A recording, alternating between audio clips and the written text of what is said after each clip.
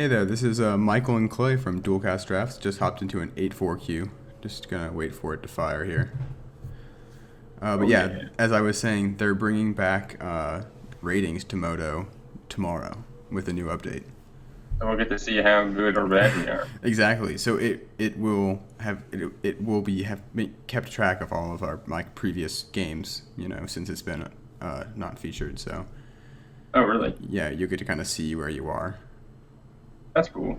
Yeah. So they could have Unfortunately, always done this, but you're telling me, yeah, of course. right? But unfortunately, there's not going to be, well, presumably you're not going to be able to look back in the past. It looks like our draft is about to fire. Oh, and see how your rating has changed over time. Right. Ooh, goodness. Is that a foil siege rhino? I believe that is a foil siege right now. Ooh. All right, so it looks like we're going to be first picking a foil siege rhino most likely. Let's look at the rest of the pack. We've got Arc Lightning, which is like one of the probably just like the strongest. Well, except for Murderous Cut, the strongest removal spell in the format, probably, right? Yeah, it deals with Close to it at least. Which would be a very strong pick. It's one color, which is great. Doesn't commit you to anything too early. it slows down one of those early game decks very nicely. Yeah. There's Warden of the Eye, which I think is a pretty strong Jeskai card because it's just a 2-for-1 in that deck. But you don't want to first pick a 3-color card and commit too early. I don't think. Unless it's as powerful as Siege Rhino. Yeah, yeah. There's also Siege Rhino. All right, so Siege Rhino is just like the strongest card in the pack. It's also worth tickets, so like we would probably take it anyways. Yeah, but I think if it wasn't worth tickets, it would still probably be the pick here. Yeah, it's probably strong enough. I mean, honestly, Arc Lightning's probably close, but Siege Rhino is very strong. So, Bring Low is also good, but not as good as Arc Lightning. The rest of these cards I don't think are like first picks. All right, so we'll take Siege Rhino. Let's see what we get in the next pack. All right, there's a Soul Tide Charm, which is one of the stronger charms, just because I really like it, just because it has a pretty strongish removal clause. That's the first one. I really like Master the Way. This card gets overlooked a little bit, I think, but it's like a burn spell that draws you a card. It's pretty sweet. Absolutely. I like Arrow Storm. I like Dragon Scale Boon quite a lot. Dragon Scale Boon. I don't really like to take this unless I already have Outlast Lords. What I do like is Feet of Resistance. I think that Feet of Resistance might actually be the pick here. That card is definitely better than Dragon Scale Boon. I think it's probably the second best, like on a power level, second strongest card after Soul Tide Charm. Yeah. But it's like in a color with the Siege Rhino, and it's just one color, so that even like disregarding the Siege Rhino, it just leaves us more open to things than like picking the Soul Tide Charm would. Yeah, I mean, the Soul Tide Charm is only one color off, but That's true. probably right. But I mean, the Feet of Resistance, it's just been a really overperformer for me. Absolutely, me too, man. It's nuts. It's Can't almost get like more nuts with those Outlast Lords. yeah, it almost seems like White Doomblade. All right, what do we have here? We have a Timely Horde Mate, which I like in a deck that is aggressive and has a lot of 2-drops, but it's not clear if that is what we're going to be. There's a Mardu Horde Chief, which I also like. It also goes in kind of the same kind of deck, though. Pony Bat Brigade. Horde Chief is a little more versatile than the Horde Mate is. That's true. I mean, like a defensive deck would play that too.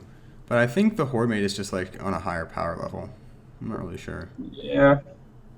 I've been really impressed with Bitter Revelation. I agree. I love that card, but I don't think I want to like pick it this early. You know what I mean? Yeah, absolutely. But I just wanted to talk about it for a second. It just like feels like a little mini Digger time almost. Yeah, it feels like I'm cheating when I cast that card. I think we should pick Timely Horde Mate.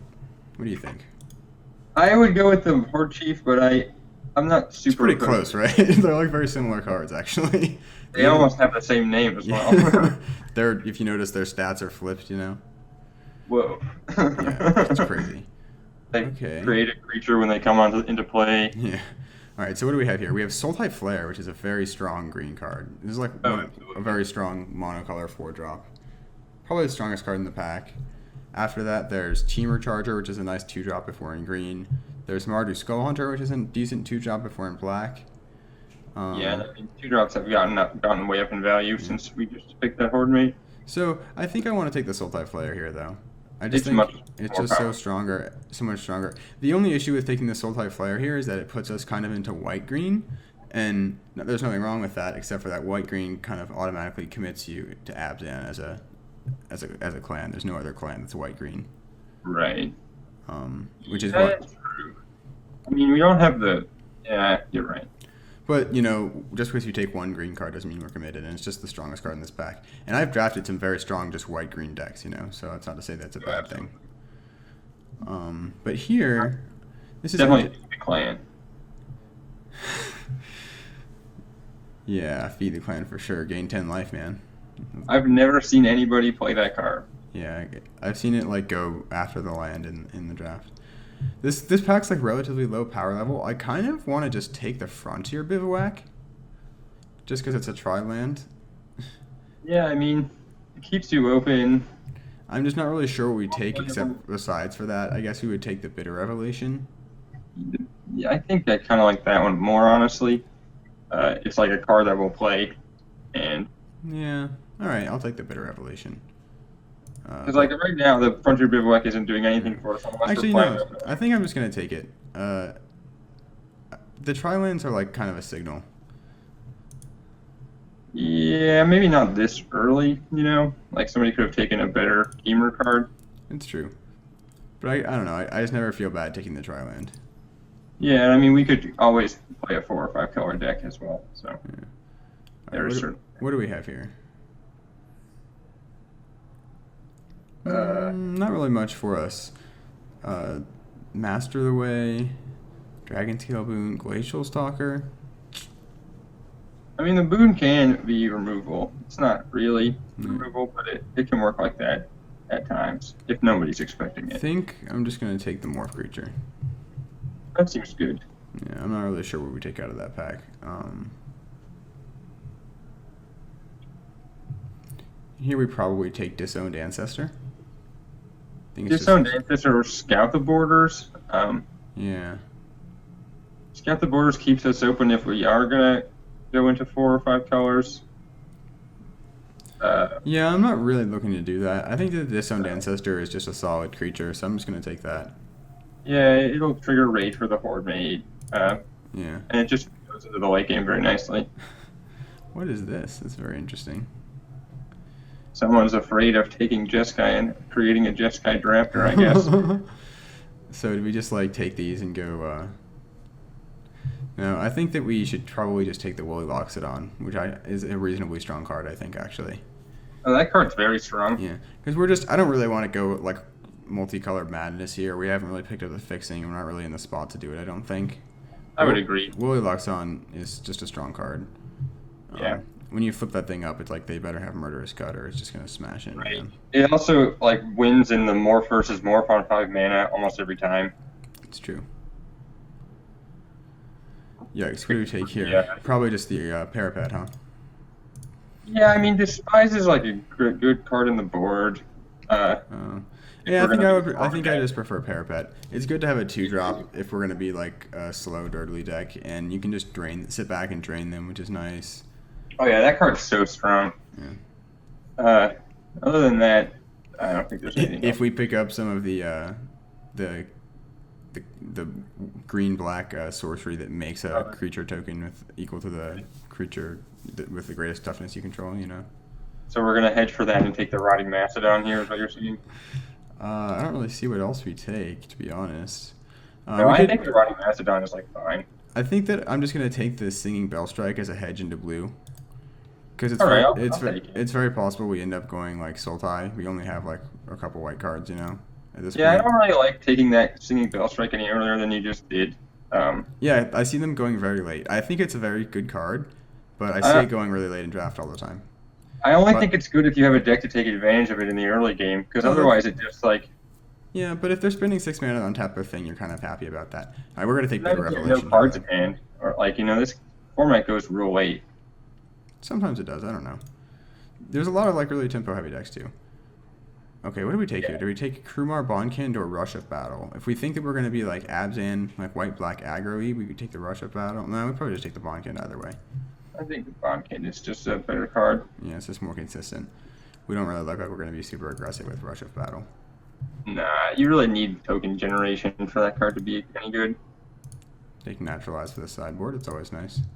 Oh, yeah. In case we're playing against like a Jeskai Ascendancy deck that we saw. Right. And the naturalized art is just fantastic. Yeah, it's pretty cool. Um, it looks like so. It looks like we're somewhere in between abs and sultai here. We're going to want to pick up some fixing since we are pretty split between these colors. We're going to want to figure out kind of where exactly our colors are in this pack here. This will be the pack for it. Oh, geez. Yeah, so there's a sultai charm, which is a pretty strong reason to kind of hedge over into that direction. Yeah, I mean, Martyr Ascendancy is like extremely powerful. Not really for our deck, but No. Yeah, I think that we just kind of have to take the sultai charm here. Because otherwise we're taking probably like Smoke Teller, which is not very exciting as a first pick. no, Mystic of the Hidden Way is like good. Yeah, but if we're going to take Mystic of the Hidden Way, we'd take Sultai Charm, you know? Because it's exactly. a blue card. Yeah, I mean, I've had a fair amount of success playing like a mixed Sultai Abzan deck, like a 4-color deck, if you're like base black, green, splashing blue and white. But we have to pick up a lot of fixing if we're going to accomplish that. Indeed. So we'll just kind of have to see how the packs turn out. For instance, this dual end might be the pick here just because of that. Yeah, I don't really see that there's too much else for us. Like Seigu Archer is like a good card, but the next picks would be like between Smite the Monstrous because it is pretty like it's pretty frequently relevant as a removal spell. Mystic of the Hidden Way is just good because it puts your opponent on a clock, and Seigu Archer is a good blocker and it morphs, so it's consistent. These guys both morph. Probably would be one of the morphs probably, but we're just gonna take the fixing because it's pretty likely that we're gonna play white black. Because we have the Rhino, you know, it's hard to pass up that. Even if we are Sultai, we'll probably want to splash white for the Rhino. Yeah, Seigu Archer. Ooh, wow, late Keru Spell Snatcher. I think that's a pretty good like signal that blue is open. I've been drafting a lot of blue. I find that it's a little underdrafted. It's been the case in a lot of recent sets. Yeah, blue tends to be kind of like a utility color, so like people don't really make it their main color, so it tends to be underdrafted. Is there anything else for us here? I think the next pick would be either like Disowned Ancestor or Scout the Borders. Yeah, it's the same pick we made earlier as well. Yeah, but I really like the Keru Spell Snatcher. It's a hill giant. It's a morph. If you get ahead and you can get to the point where you can just leave that mana up, it's just impossible to lose basically. Yeah. You just get to snatch whatever spell you want. Yeah. All right, and I think here we're just gonna take the fixing again, you know. Yeah, that's probably correct. I've been very impressed with Roar of Challenge. Really, I haven't actually gotten a chance to play this card. I actually haven't ever played it either, but I've seen people play it, and it like almost always wins the game on the spot, or like causes a 3-for-1 or something. Yeah, but you know, you don't want to like get into the results-oriented mentality of like think about how many times you just didn't see it because they didn't cast it. Like every time they cast, usually when you cast that spell, it's like right. To win the game, you know. I'm talking about games where I can see it in their hand and they never don't cast it. Fair enough. I mean, I've been blown out by it a couple times, so I know what you're talking about. It definitely has some power. It's been a huge blowout. Yeah. You need a creature to set it up, obviously, but yeah, in the right kind of deck, it's definitely strong. Right. I've only really been in like a teamer deck like once. Oh goodness, Armament Core I think is so strong. It's just nuts, man. That card's just fantastic. There's also Bear's Companion is good. Between the two, I think Armament Core is just better in a vacuum. Yeah. But Bear's Companion is very close in terms of power level. Become Immense I like. Savage Punch I like. We're definitely going to just take Armament Core. It's the strongest card in the pack, if you ask me. Become Immense is close. Yeah. That's another card that can just steal games.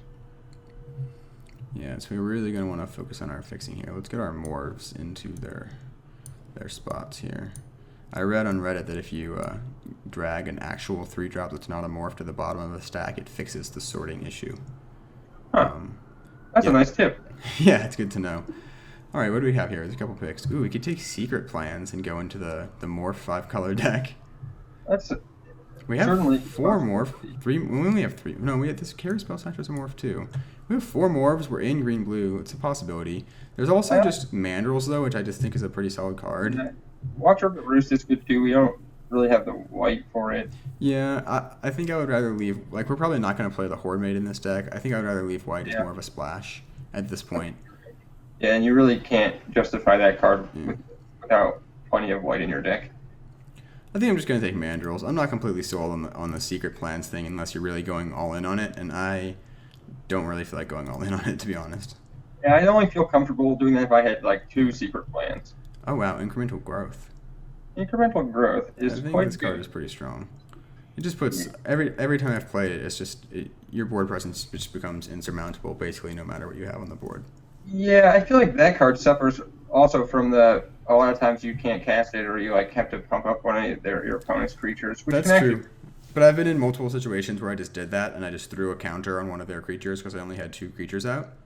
Yeah. By the way, Clay's like this card targets 3 creatures, so if you only control 2 creatures, then you have to potentially buff one of your opponent's creatures if you want to cast it.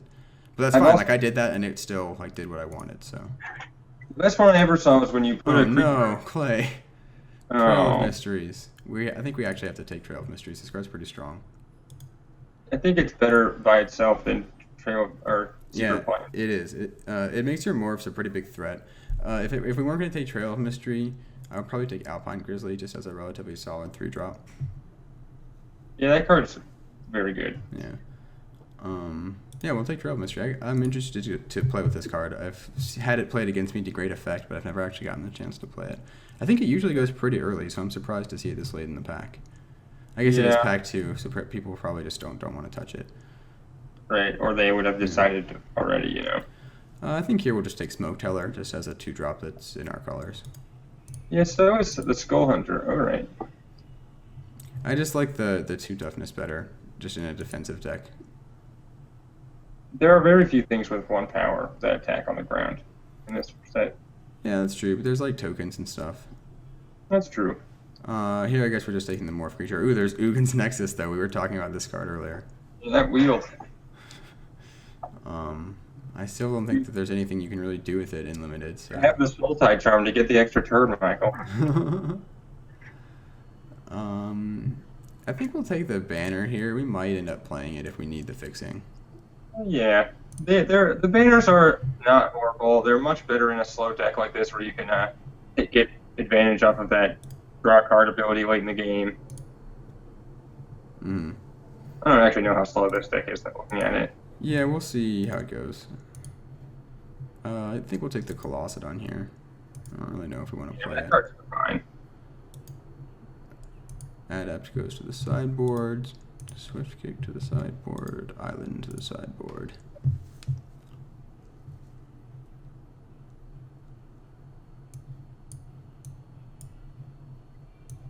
My morphs got all messed up.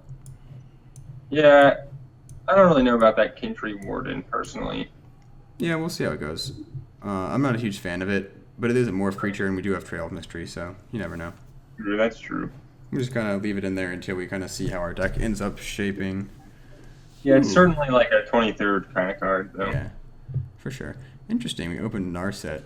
Pretty sure Narset's not worth any tickets, and It just started getting played in this combo deck that like involves casting Omniscience on the first turn off of her. I don't know if that means that she's gone up in value at all, but yeah. I It's like- think that we should probably be thinking about the Dismal Backwater or the Jeskai Wind Scout, or possibly I the think- Disowned Ancestor. so I think that the Wind Scout is probably the most powerful card that we can realistically play. Mm-hmm. That card's just very solid. Yeah, I'm a big fan of the Wind Scout as well. Yeah. Dismal Backwater does fix us very nicely, though. Yeah, it's pretty tempting to just take the fixing. Because, I mean, like, I like the Wind Scout, but it's still not exactly like a card I'm excited to first pick. Oh, I would easily first pick that Wind Scout. Let's just take it then. Yeah. It's like a pretty premier creature. It just comes down early and starts attacking immediately, you know. Oh, wow, a lot of really strong cards that don't seem to be in our colors here. High Spire Mantis is great. I'm a big fan of this card. Avalanche Tusker is okay. Timely Horde Maid is okay. Probably not great in our deck, though. Yeah, Venerable Lamassu is another one that's been better than I expected it to be. Here, what I'm looking at is Kill Shot, Sultai Scavenger, and Tranquil Cove. What about you? Yeah, I kind of agree with you there. It's sort of between Killshot and Sultai Scavenger for me. Like the Tranquil Cove, Like, I don't even know how. Oh, never mind. Yeah, I mean, we would like the Tranquil Cove for sure, but I think we're going to take Kill Shot. We don't have very much removal. Yeah, we do need that. This is nuclear. pretty strong. Totally right. We do need to, after this, just actually prioritize fixing. Oh no, Kindry Invocation! We gotta take the invocation, right? Yeah, there's a couple other good cards for us here. I like the Anok Bondkin. I like the Savage Punch. I like Throttle as well. But Kindry Invocation, you can say that we have Disowned Ancestor and Archer's Parapet is a pretty sweet. My dream for a while has been to go turn 1 Ancestor, turn 2 Tree Invocation, and just beat with a 4/4 on turn 3. Oh man, that's just beautiful. Hopefully we can pull that off this game. That'd be sweet. Yeah. Otherwise, I think we might actually pick Throttle just because I think it's a pretty decent removal spell. But you could probably argue for any of like Bondkin or Savage Punch. Yeah, Bondkin is also very, very good. 2-drop. Wow, another High Spire Mantis. Seems like we probably should have been in like Jeskai potentially. We've had a lot of pretty powerful Jeskai stuff passed around us. Yeah, we have. That's certainly true. Here I'm just looking at this Alpine Grizzly, I think. And it's just more or less the only playable card in our colors. The Disdainful Stroke is okay, maybe. I'm not really sold on the counter spells in Yeah, I mean, in like a non-tempo deck. right. It's good in the late game deck too. I don't know how late game we're stacked up here. Yeah, we're actually kind of looking a little aggressive, to be honest, which is a little weird. Especially with Archer's Parapet and Disowned Ancestor sitting up top there. Yeah, I mean, we're going to end up just kind of playing like a mid-rangey game, and it'll just depend on our draws. Like, we'll have aggressive draws, and we'll also have slow draws. Yeah, which is fine. I kind of like playing decks like that. You just kind of have to see how it feels out. Okay, so here I'm looking at Scoured Barrens as the fixing Smite the Monstrous and Highland game and Force Away, potentially. And Willy Lockstone. There's a lot of playable cards for us here. I think we just have to take the Scoured Barrens, though. Yeah, probably. We have enough playables. We need the fixing. We need the fixing. Oh, wow. Another Kindry Invocation? Man. How many... And also Raider Spoils, I really like if we were heavy warrior. These make warriors. We actually probably have a bunch of random warriors, but we're not going to take it. The warrior, Michael. I like Feet of Resistance as well. But I think we just take another Tree Invocation. It's just going to make my chance of living that dream so much better. Yeah, I guess we can head towards the dream here. I mean, with 2 early, like, super high toughness creatures, it's pretty likely that and 2 invocations, you know. Oh, wow. Yeah, we're cool. Dismal Backwater, I think, over Smite the Monstrous. I'm partial to the backwater here. I mean, we're pretty, like, all in 4 color at this point, so, like, we need to pick up the fixing. And we have, oh my gosh, we wield Secret Plans. I think we're going to play it, Clay. Yeah, I mean, we have enough morphs to make it work, right? Yeah, we have a ton of morphs. I think the alternative would be Treasure Cruise. Ooh, Treasure Cruise is or no, actually, probably just Hooting Mandrills. Yeah, yeah. So I think that we just inadvertently ended up in the 4-color Secret Plans morph deck. Yeah. How did that happen? Nobody else was doing it, right? I didn't set off trying to do this. Yeah, it's just got to be Family Defenders here. Yeah, this is kind of just the only castable card for us. I mean, it's also sweet. You could talk me around to Rush of Battle, actually. We do have some random warriors. That guy's a warrior. That guy's a warrior. These tokens are warriors. This guy's a warrior. It gives him lifelink is the thing. No, we'll just take shambling intent. Oh my gosh. It doesn't give them all lifelink.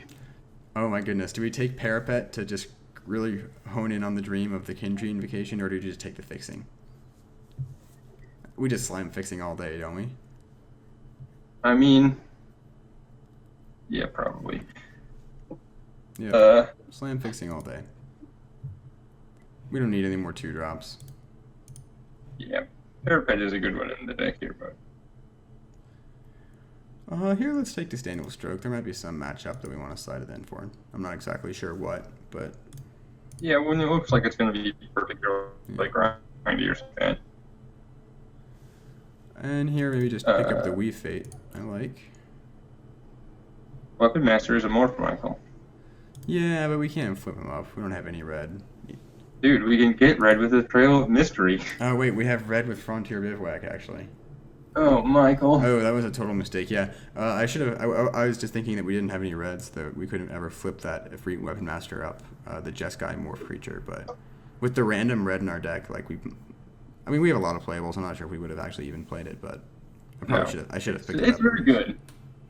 Yeah, it's definitely But it's one of the good morphs. Really, I like all the morphs in that cycle are pretty sweet. yeah, I've also kind of come down on what's that card? You know the one.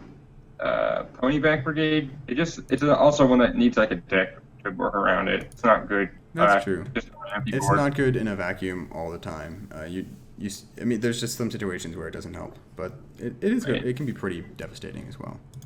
Yeah, certainly. But a lot of times it just kind of gives you like 4 chump blocks, and then you get killed anyways. Yeah, for sure. All right, we're gonna have a very interesting deck building here. You're gonna have to bear with me because I've not really built this kind of deck before. The first thing we're gonna do is take out the lands as usual, just so I can get an accurate kind of count. We're gonna group the creatures separately. Looks like we have 30 cards. We're probably gonna want to play 18 Are you building the lands. deck currently, Mo? I'm sorry, what was that, Clay? You're breaking up a little bit on the VChat. Get it out. Hey, can you repeat that? I didn't hear what you said. There was just something wrong with my stream here. It's not a Okay. problem. All right, yeah. So I think that we are. Let me see. I'm gonna cut Disdainful Stroke. Let's get all the morphs into their position here. All right. So right off the bat, I know I'm not crazy about Timely Horde Mate, Oh yeah.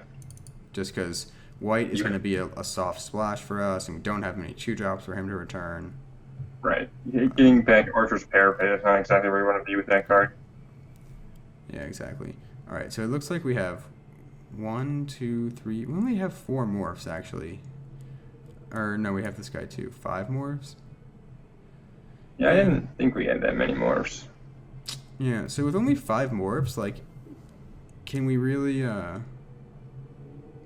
play like Trail of Mystery and Secret Plans? No, I would say. Because, like, even if you get them, they're not going to really do anything, you know? Yeah, Kind we're really more just on like the early defense, playing a Kintry Invocation. Yeah. Beating down. Yeah, just kind of playing the mid-range game, but we just don't have the number of morphs to really go off at it with these, I don't think. Right. That's unfortunate, but it does kind of make our cuts a little bit easier because we're going to take those out.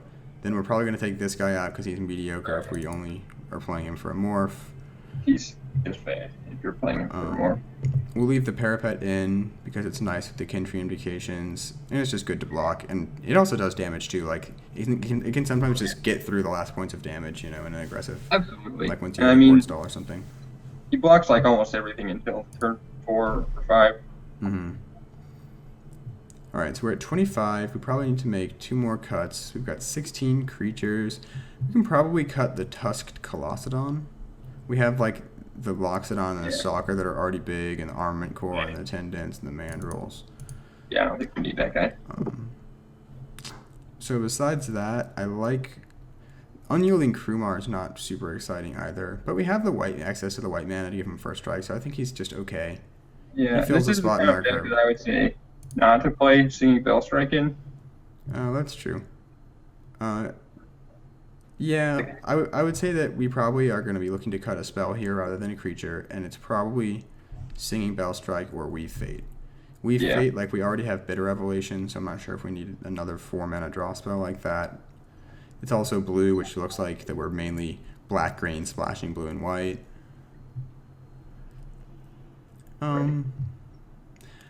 I think that I'm going to cut Weave Fate over Singing Bell Strike. I'm a big fan of this card. I think that it's going to perform for us. Although we still need to cut one more card, so maybe we end up cutting it also. Yeah. I'm not sure. I don't know. I just get so upset when they, because, like, if you pay the 6 once and you untap them, now you've got a blocker, you know? That's true. Yeah, all right, we'll cut it. Although also these Kindred Invocations are actually creatures, so That's true. maybe we cut the Krumar.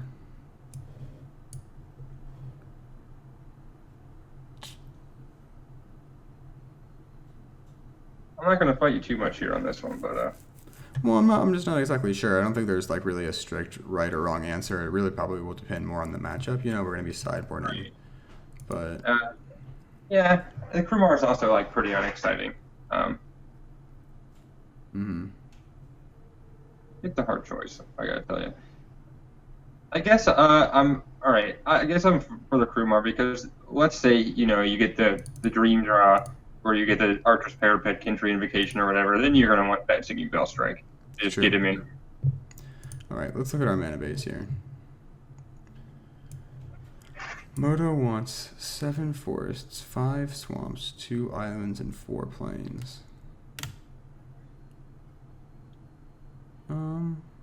Take a look at your Yeah. non-basics as well. Yeah.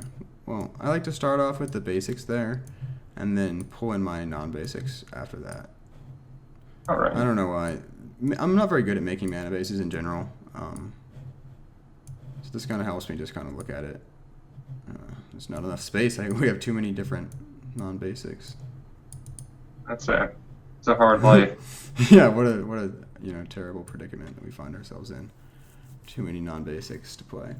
All right, so it looks like we're putting in 1, 2, 3 white sources, 1, 2, 3, 4 blue sources, 1, 2 green sources, and 1 random red source, and 1, 2, 3 black sources. So we only have how many white cards do we have? Feat of Resistance, Kill Shot, Siege Rhino, Armament Core. Yeah. So I think sort of I think we're gonna cut all but 1 plains, so we have 4 white sources. We really need our black and green early. So right now we have 1, 2, 3, 4, 5, 6, 7, 8, 9 forests, 9 green sources. We can maybe go down to 8, but we might want to keep it at 9. We have 1, 2, 3, 4, 5, 6 blue sources. That might be a little bit. Yeah, we don't need 6 blue sources. The only thing is it is double blue to flip up the smell stature, but That is true.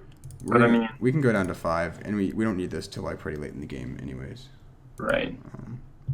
That gives us 1, 2, 3, 4, 5, 6, 7, 8 black sources. We also don't need 8 black sources. So maybe it's just a forest and a swamp here.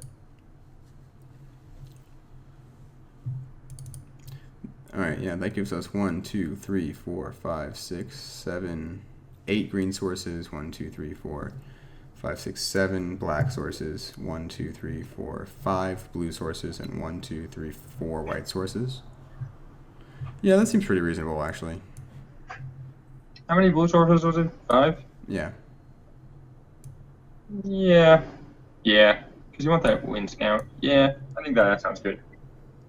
Alright, pretty complicated mana base there, but we figured it out eventually. Yeah. It's not. It's tricky. Yeah, so we ended up with how many? 1, 2, 3, 4, 5, 6 dual lands. That's pretty good for a 4-color deck. I'm not too worried about our mana base. We have a lot of morphs, so we should be able to do something at least, you know?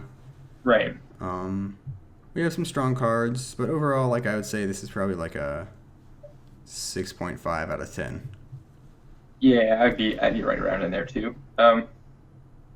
Let's see how it does. Yeah. Oh yeah, this has been Michael and Clay with Willcast Drafts. We'll see you in round 1.